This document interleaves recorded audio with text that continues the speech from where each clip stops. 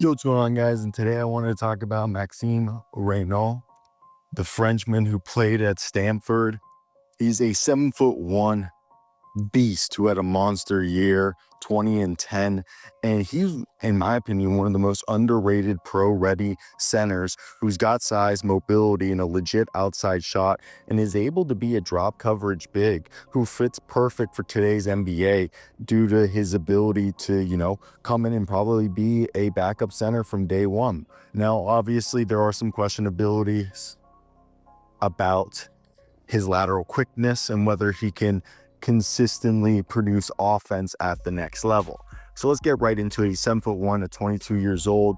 He played 4 years of college ball and he's polished. He's not a project. I think he could sneak into the late first. I think he'll go early second to a team that needs a backup big. He's got soft hands. He's ambidextrous around the rim. He's great as a pick and roll big with guards. He's, an okay three-point shooter, 2 attempts per game at 35% with a good high release, and he forces bigs to respect him from outside.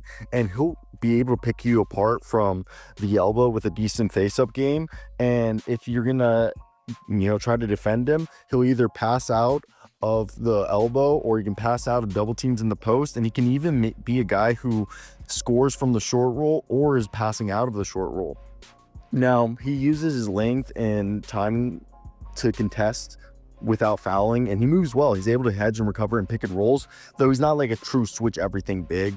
And on offense and rebounding just generally, he does a great job of high pointing the ball and outlets it quickly to either start fast breaks or find the guy at the top of the key. And the thing is with this guy is he plays with a high energy and loves the dive for loose balls, rotates. And I think one of the craziest things about him is that he's got way more functionality at 245 pounds, and he's able to hold his ground or to move like a gazelle.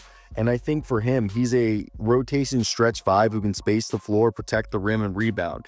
Now, if the shot creation holds up, he might be a sneaky starting level center.